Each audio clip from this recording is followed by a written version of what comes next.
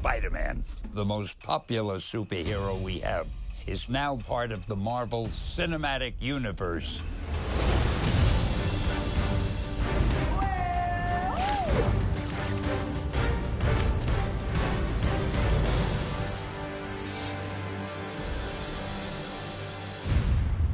It's been almost 10 years since we introduced the cinematic universe to the movie-going audience.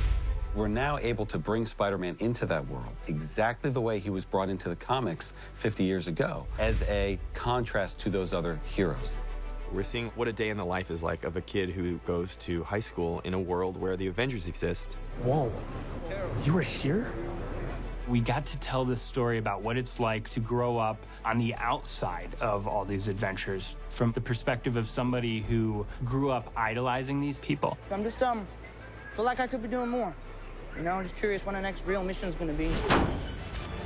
One of the coolest things about this movie is that we've seen the God, we've seen the soldier, we've seen the billionaire, now it's time to see the kid. The Marvel Cinematic Universe, it's this giant web of stories layered on top of one another, and they all speak to each other. And it's really like a grand experiment in cinema. Now with Spider-Man, the tapestry starts getting more and more complex, the threads start getting more and more intertwined. He gives us a whole new set of stories to tell and a really fun way to make him feel like a new member of the family. Cut, that was awesome. When you make a movie of this size, it's quite daunting to make sure that you get it right. But one of the things that Marvel does so well is story. All right, I've run out of patience. On to Ruse! It felt like the best way to introduce Spider-Man was within Captain America: Civil War. You have a metal arm? That is awesome, dude. Heroes within the plot of that film find themselves at odds and decide, you know what, we need to increase our ranks. We need to go find some other heroes for the first time. That's the Spider-Man in this universe. And Tony is bringing him to the forefront and showing us this character for the first time.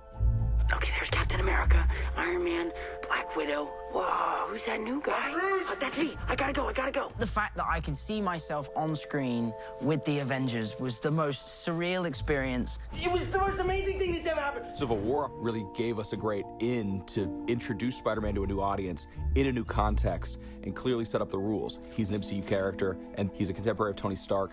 It turns out it was the perfect sort of tough love moment that you needed, right? To urge you on, right? Wouldn't you think?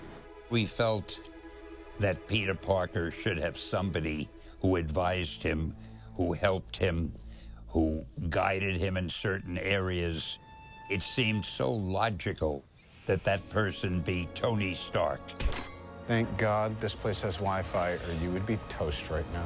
Tony represents the view of the Marvel Cinematic Universe that we've already seen, and Peter represents the other side of that. Can't you just be a friendly neighborhood Spider-Man? But I'm ready for more than that now. No, you're not.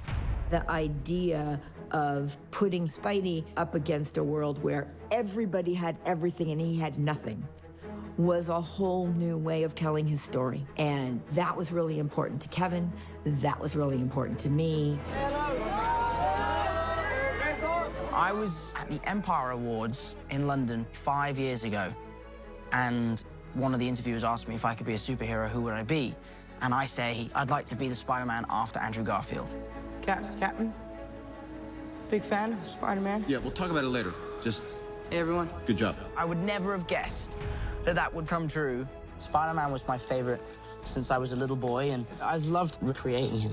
B-Mark.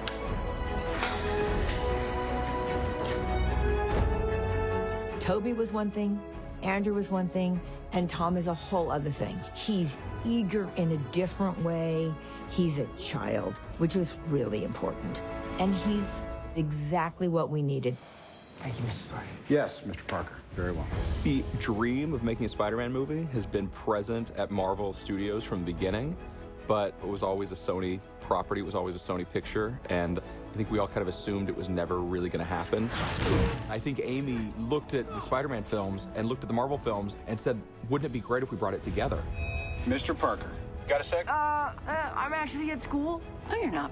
Sony needed Spider-Man, and Spider-Man needed Marvel. The guys that work at Marvel are so smart. They've been brilliant and kind and generous about interacting with Sony. Just the fact that two massive studios can get along and share IP is, to me, really exciting. It's kind of an unprecedented thing. I've known Amy forever, and seeing her and Kevin figure this out together is kind of great. Finally. Everyone at Marvel and Sony is excited about bringing as many of these to the big screen as we can, because we're pretty much open to anything. Spider-Man is the greatest superhero ever, and getting to play around with him has been a blast. I did it! Whoa!